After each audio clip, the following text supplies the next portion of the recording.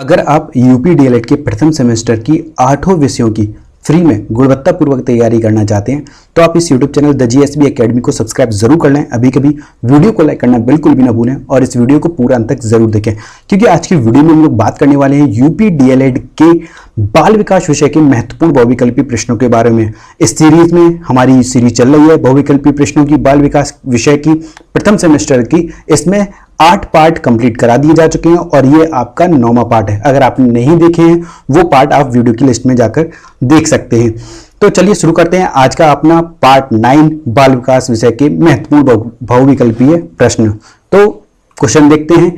कल्पना के विकास के लिए शिक्षा में निम्न बातों पर ध्यान देना चाहिए। तो किन किन बातों पर ध्यान देना चाहिए? भाषा विकास पर ध्यान देना चाहिए, बिल्कुल, कहानी सुनना पर, और काल्पनिक खेलों एवं क्रियाओं के लिए जो अवसर दिए जाते हैं उन पर। तो ऑप्शन जो डी है वो आपका सही हो जाएगा।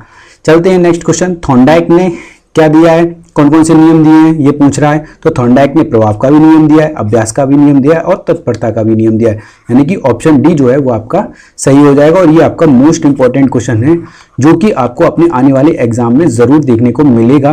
जो पीएनपी कराएगा अपने प्रथम सेमेस्टर के एग्जाम में, आप देखिएगा थॉर्नडाइक का एक क्वेश्चन आपको डेफिनेटली देखने को मिलेगा। नेक्स्ट क्वेश्चन देखते हैं कि प्रेरणा होती है। प्रेरणा कभी नकारात्मक नहीं होती है, सकारात्मक होती है, या फिर सकारात्मक नकारात्मक दोनों होती है? तो सकारात्मक ही होती है प्रेरणा। हमेशा प्रेरणा किसी भी बालक या व्यक्ति को दी जाती है तो सकारात्मक, उसकी पॉजिटिवनेस को बढ़ाने के लिए ही इंसान उसे प्रेरित करता है कि आप ये काम कर सकते हैं। सकारात्मक सोच को रूप देते हुए ही प्रेरणा दी जाती है।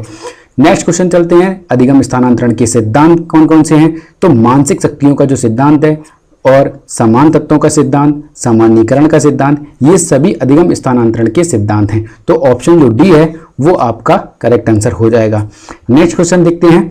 वह प्रेरक जिन्हें व्यक्ति अपने प्रयासों से प्राप्त करता है वो क्या कहलाता है? क्या जागृत प्रेरक कहलाता है? बिल्कुल नहीं। निर्देशित प्रेरक? नहीं, ये भी क्वेश्चन गलत हो जाएगा। व्यवहार को परिचालित प्रेरक? ये भी ऑप्शन गलत हो जाएगा।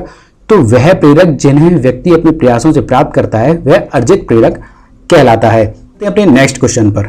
स्मृति सीखी हुई वस्तु का सीधा उपयोग है, यह कथन किसका है? तो यह कथन स्किनर का है। यह कथन बहुत इंपॉर्टेंट है जो कि आपको अपने एग्जाम में देखने को मिलेगा। चाहे स्किनर का कथन हुआ हो, चाहे आपके पियाजे का कथन हुआ हो, वुडवर्थ के कथन हो, ये सब कथन जितने भी हैं वो आप याद करके जाइएगा, जिससे कि आपको अपने एग्जाम में कोई भी क्वेश्चन ना छोड़ सके। चलिए नेक्स्ट क्वेश्चन देखते हैं कि आंकड़ों के क्या प्रकार होते हैं, ये पूछा है। तो सिर्फ वर्गीकृत प्रकार होता है? ऐसा भी नहीं है। अवर्गीकृत? ऐसा भी नहीं। अवर्गीकृत व वर्गीकृत दोनों होते हैं, सिर्फ एक नहीं होता। आंकड़ों के प्रकार दोनों होते हैं, अवर्गीकृत व वर्गीकृत।